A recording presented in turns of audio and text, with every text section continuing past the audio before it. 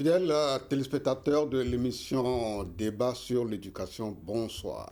Nous allons dans ce numéro analyser le phénomène des grossesses précoces dans les établissements scolaires et ce sera avec le conseil juridique du ministère des enseignements primaires secondaires.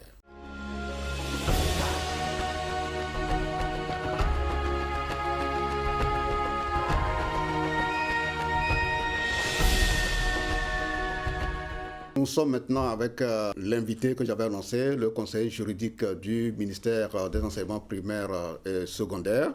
Voilà, avec lui, on va aborder le thème tel que affiché sur votre petit écran, l'analyse du phénomène des grossesses précoces dans les établissements scolaires. En effet, ils sont nombreux, ces élèves, garçons comme filles, qui, dans les établissements scolaires, se sont laissés entraîner par l'addiction au sexe. Et finalement, c'est les garçons qui ont engrossé leurs propres camarades et sont tombés sous le coup de la loi 020 de 2022. À Tapamé, dans la région des Plateaux Ouest, voilà, 43 d'entre eux ont été exclus de leur établissement. Voilà, on attend de voir quelle est la situation dans les autres régions. C'est cela.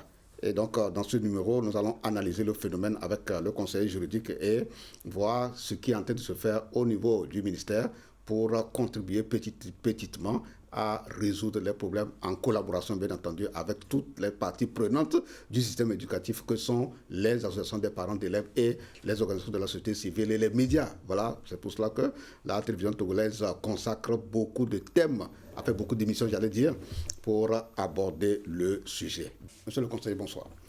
Bonsoir, M. Marcel. Vous êtes en train de devenir un habitué de l'émission Débat sur l'éducation, parce que c'est la seconde fois que vous répondez présent, avec l'accord, bien entendu, de votre hiérarchie à cette émission. Soyez le bienvenu. Merci beaucoup, c'est toujours un plaisir d'être sur vos plateaux. Je l'avais dit, nous allons parler du phénomène des grossesses précoces dans les établissements scolaires, mais bien avant que le conseiller ne prenne la parole, permettez que nous suivons ensemble cette interview de deux dames que nous avions reçues en 2021 sur ce plateau de débat sur l'éducation.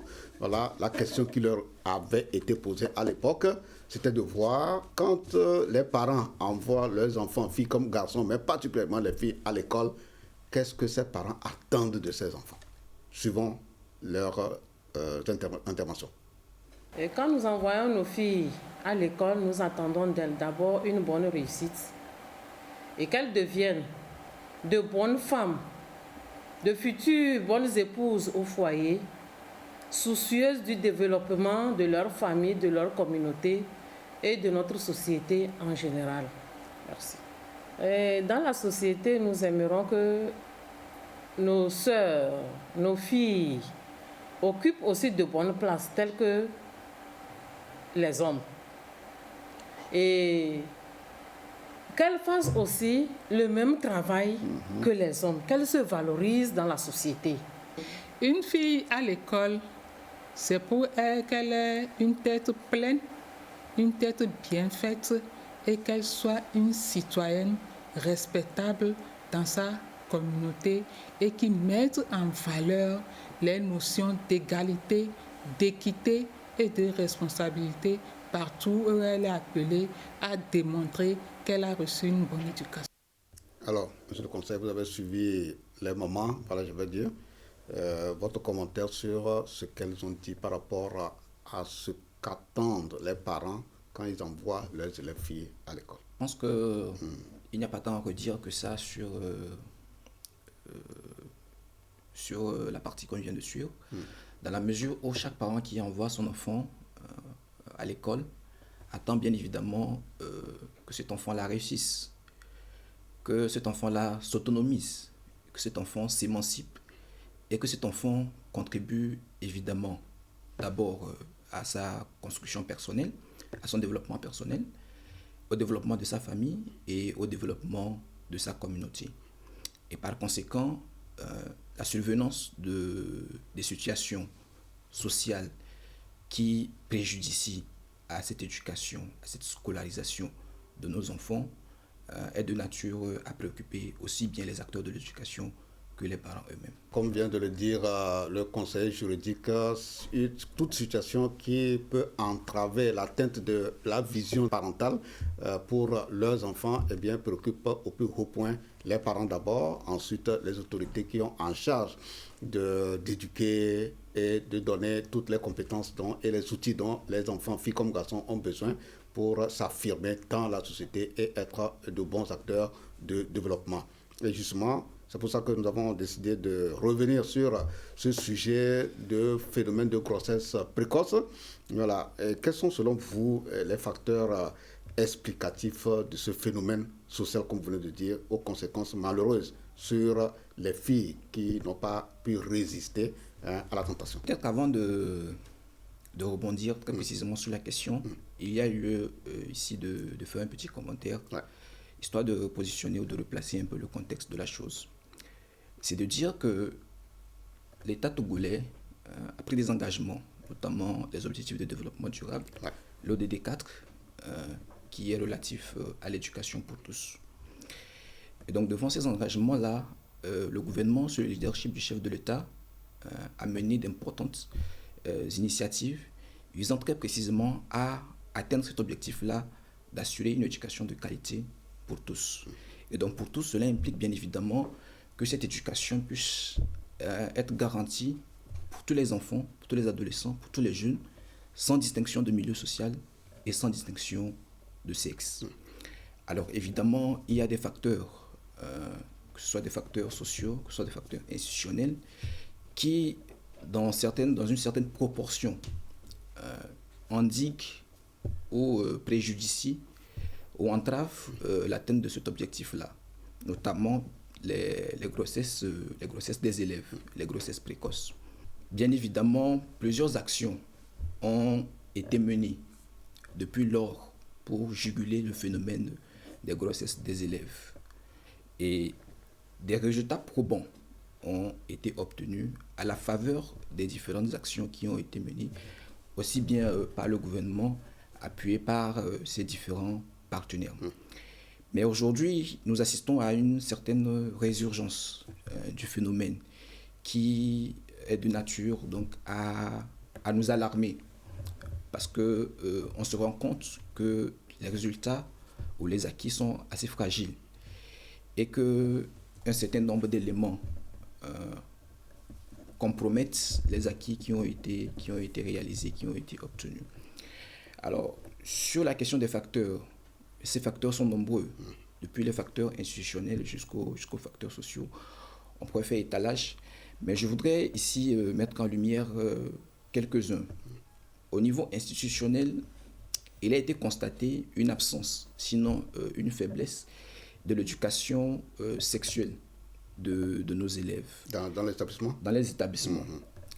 Et très précisément sur cette question, le ministère des enseignements primaires a mis en place un dispositif d'éducation à la sexualité, que ce que nous avons appelé le programme d'éducation aux valeurs et à la santé sexuelle. Et des modules ont été élaborés et des formations ont été menées. Et aujourd'hui, la dynamique est véritablement de porter à l'échelle cette initiative-là qui constitue déjà une avancée majeure dans la prévention et dans la lutte contre les grossesses précoces. Autre chose, ce sont les facteurs sociologiques.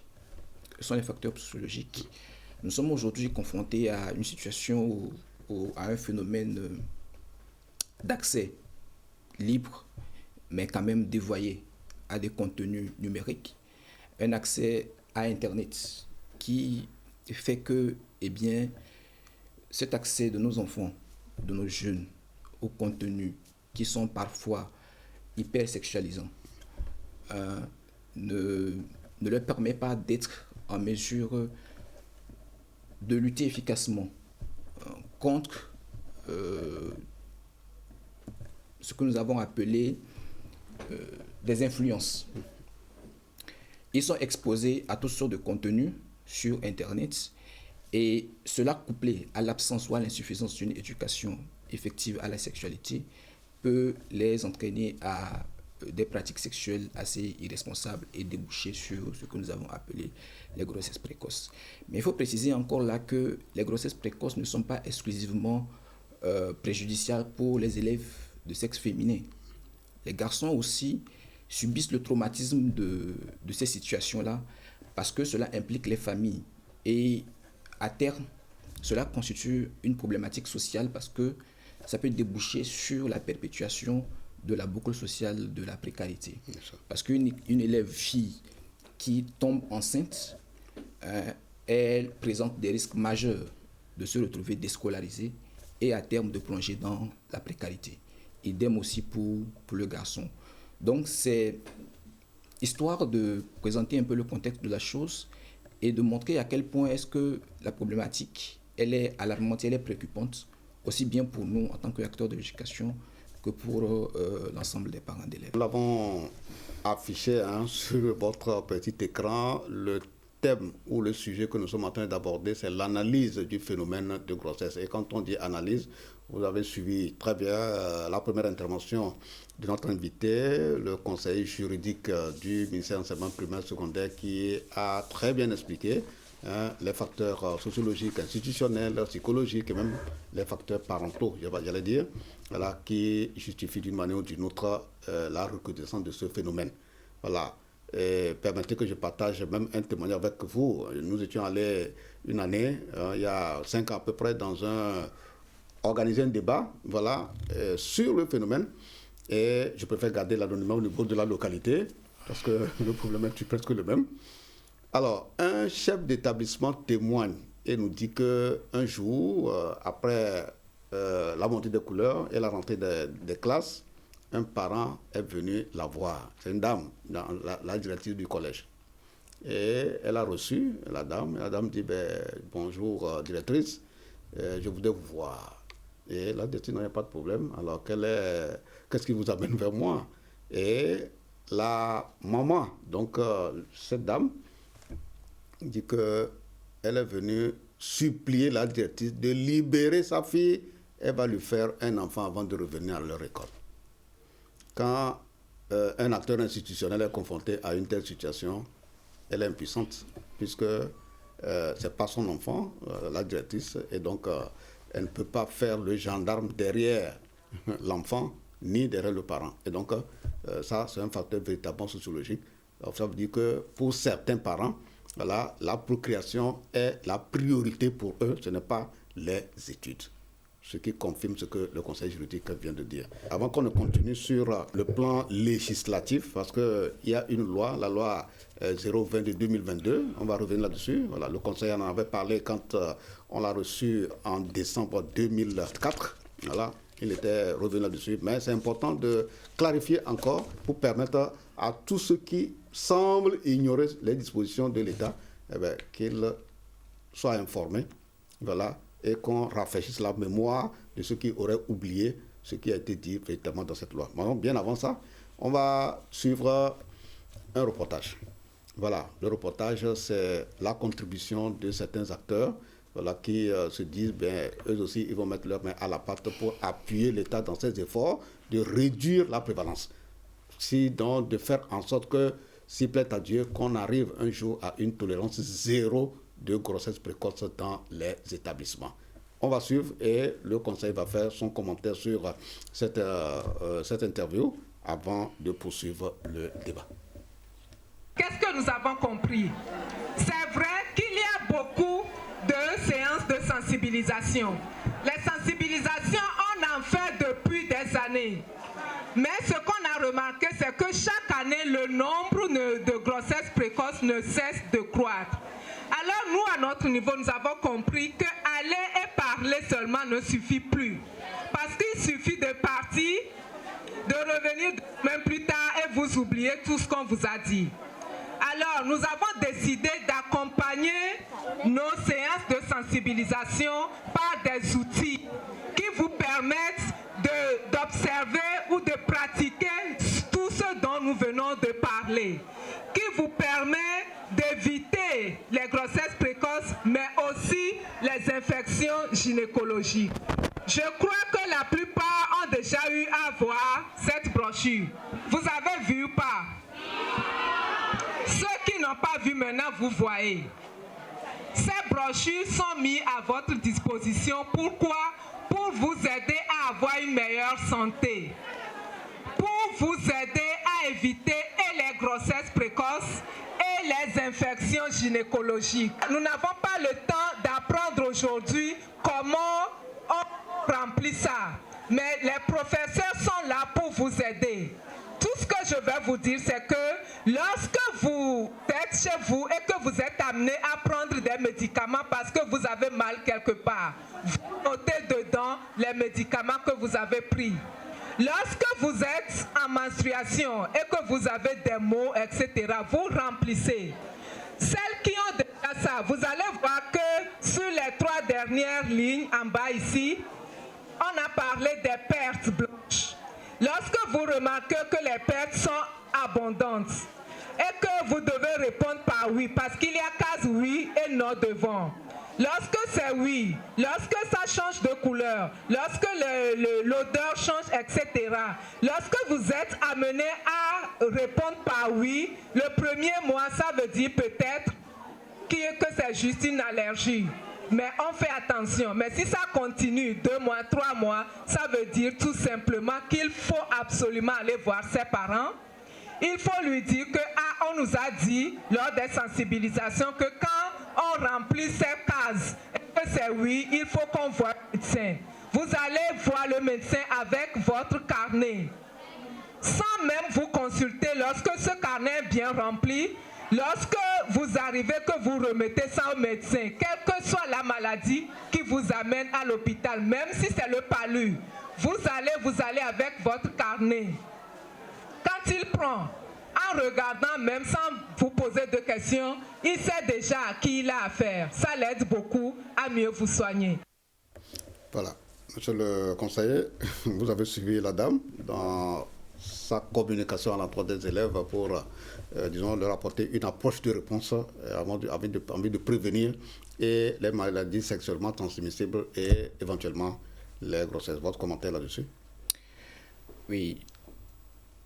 L'une des stratégies de lutte et de prévention contre le phénomène, c'est bien évidemment les sensibilisations. Mais ce ne sont pas des sensibilisations à l'emporte-pièce. Et vous conviendrez avec moi que les sensibilisations, c'est une approche qui a dans une certaine mesure prouvé ses limites lorsque ce sont des actions qui sont menées en plénière avec toutes les difficultés logistiques que cela peut impliquer. Voilà pourquoi est-ce qu'à notre niveau, nous priorisons une approche beaucoup plus éducative, dans le sens d'un contenu pédagogique, dense et suffisamment complet, qui offre l'occasion aux apprenants et aux éducateurs d'avoir un dialogue interactif qui permet véritablement aux apprenants de cerner les enjeux, de poser des questions et d'acquérir des connaissances qui les outillent effectivement sur la nécessité d'avoir une sexualité responsable. Et l'une des avancées majeures dans ce sens, c'est la loi de 2022. Et cette loi a un triple objectif. Le premier, c'est la prévention. Le second, c'est la prise en charge. Et le troisième, c'est la sanction. Et donc, par cela, vous comprenez assez aisément que la stratégie dans son ensemble n'est pas focalisée sur une seule approche, à savoir la sensibilisation, mais implique ou s'articule autour de ces 3 éléments-là que sont bien évidemment l'éducation, la prise en charge, dans la prévention par l'éducation, la prise en charge éventuellement des victimes de violences, mais aussi des filles qui peuvent contracter pendant leur parcours scolaire des grossesses précoces, et enfin la sanction ou le dispositif répressif contre les auteurs de violences. Comme ce qui s'est passé dans Plateau Ouest, là. Oui. 43 élèves sont sanctionnés par un acte d'exclusion de leurs établissements.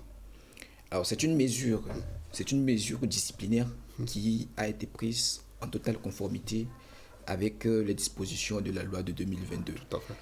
Et bien évidemment, on peut épiloguer sur le caractère sévère ou même sur la pertinence de la mesure, mais on ne peut pas lui enlever toute la portée dissuasive de cette mesure-là. C'est ça. Alors, comment on peut expliquer que cette loi, elle n'est pas suffisante pour dissuader et freiner le phénomène? Comment on peut expliquer ça?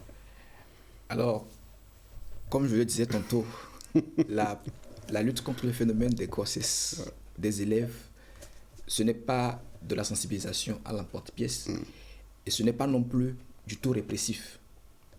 Parce que dès qu'on parle de la loi de 2022, tout le monde a les yeux rivés sur les sanctions, ce qui n'est pas forcément le cas. Parce que la lecture fine des dispositions de cette loi nous indique assez clairement que, comme je viens de le préciser, c'est une agrégation d'approches qui doit nous permettre donc de prévenir et de lutter efficacement contre le phénomène des grossesses des élèves. Donc certes, il y a de la sensibilisation que nous voulons renforcer par un dispositif éducatif formel sur les valeurs et la santé sexuelle. Au niveau international, on parle de l'éducation complète à la sexualité, mais nous avons fait l'effort à notre niveau de contextualiser la problématique en parlant d'éducation d'abord aux valeurs, parce que nous sommes dans une société qui repose sur un certain nombre de valeurs que les générations futures doivent s'approprier et pérenniser. Et ensuite, outiller cette jeunesse-là afin d'adopter des comportements responsables dans la pratique de leur sexualité.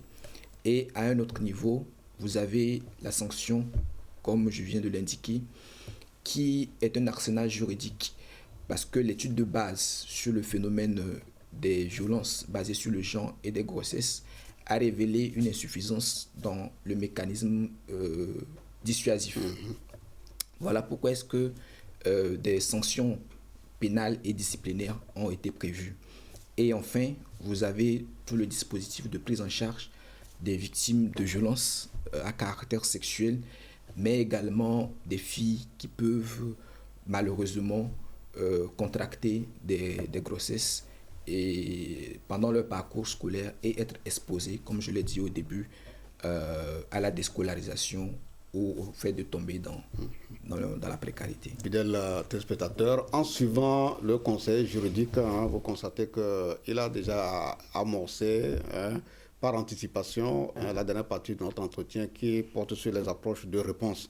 Voilà, il a déjà dit beaucoup de choses sur les dispositions prises par le ministère pour véritablement aider à bien faire comprendre le bien fondé de la loi 020 et tout le dispositif qui est mis en place. Maintenant, sur le conseil, je voulais savoir, vous avez parlé, dans la première émission de 2024, vous avez parlé de la mise en place des cellules genre dans presque tous les établissements. Est-ce que vous pouvez nous rappeler un peu la mission conférée à cette cellule-là? La cellule genre est une structure qui émane véritablement de l'engagement du gouvernement, conformément à la vision du chef de l'État, de promouvoir la femme à tous les niveaux de la vie de l'État.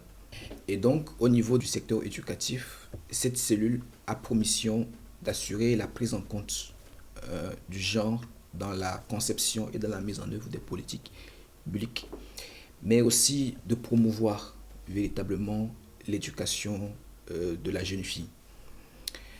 Et pour renforcer le cadre institutionnel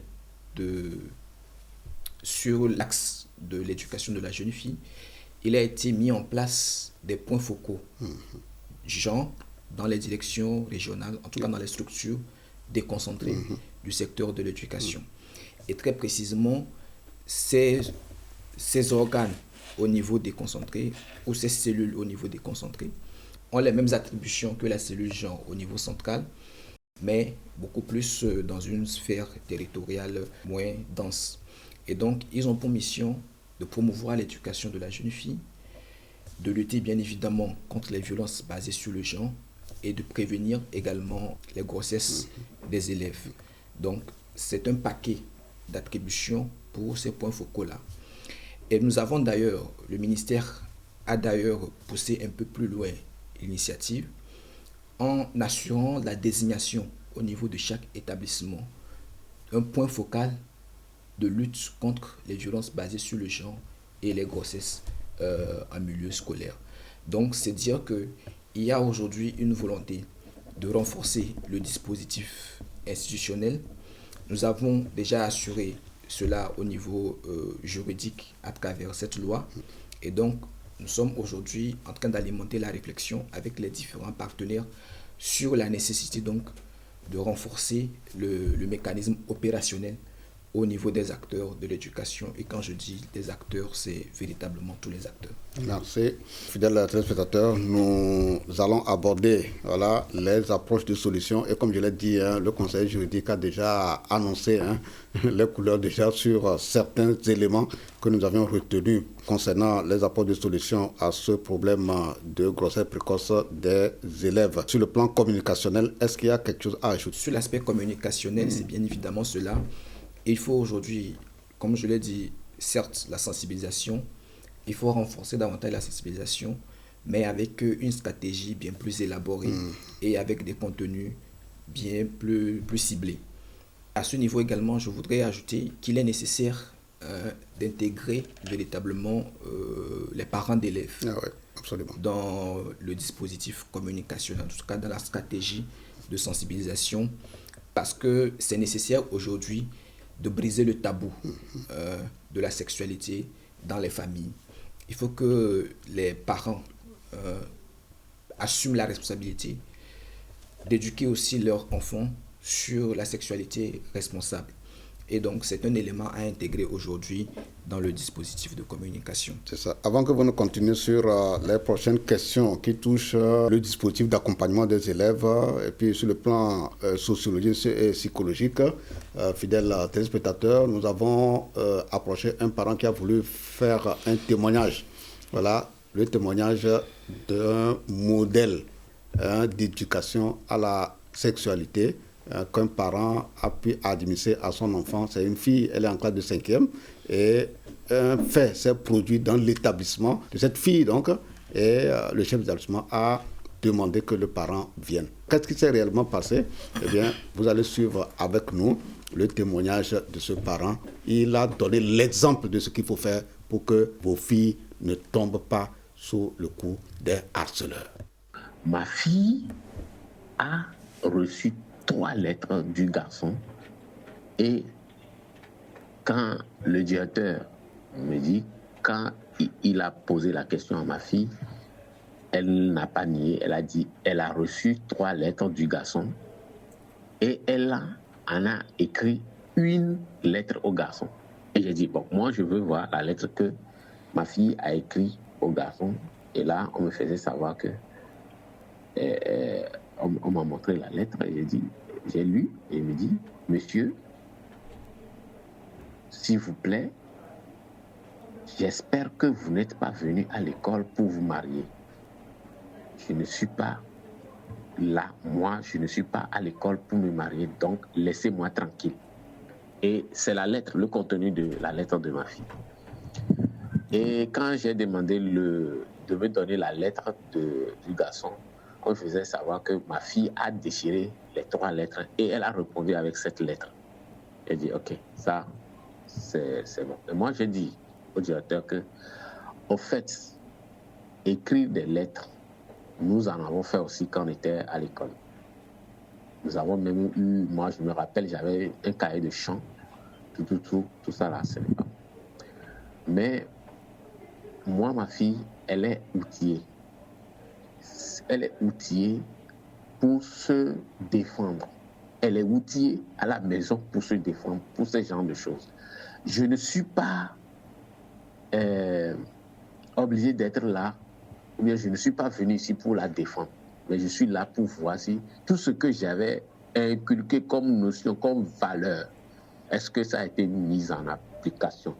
Et je suis rassuré que ça a été mis en application et je n'ai rien à dire. Et j'étais parti. Voilà, monsieur le conseiller juridique du ministère des enseignements primaires secondaires. Est-ce que vous avez un commentaire sur ce témoignage vraiment qui donne du baume au cœur, que c'est possible d'amener nos filles à ne pas tomber grosses précocement? Oui, je pense que cet extrait est suffisamment révélateur de ce que nous attendons des parents d'élèves, d'assumer réellement et définitivement les responsabilités dans l'éducation des enfants. Et la réaction de cette jeune fille qui est assez incisive, mais exemplaire, n'est pas fortuite. Cette réaction-là, c'est la conséquence de l'éducation que le père lui a inculquée. Et donc, c'est tout ce que nous pouvons espérer et c'est tout ce que nous demandons justement aux parents d'élèves. Tout à fait. On va dire nos comments sur ce témoignage.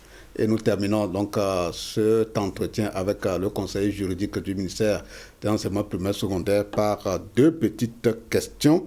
Voilà, une porte sur les insuffisances dans les établissements qui, logiquement, doivent amener à prendre des dispositifs d'accompagnement des élèves. C'est vrai, vous en avez parlé un peu déjà, mais revenez si nécessaire voilà, sur certains détails pour permettre aux téléspectateurs de mieux comprendre ce qui est en train de se faire au niveau du ministère pour que, véritablement, ce qui est ressorti comme insuffisance, que cela puisse être comblé par les initiatives que vous êtes en train de prendre au niveau du ministère. Au niveau du ministère des enseignements primaires et secondaires, il y a des réflexions qui sont menées, mais également des initiatives qui sont déjà mises en œuvre.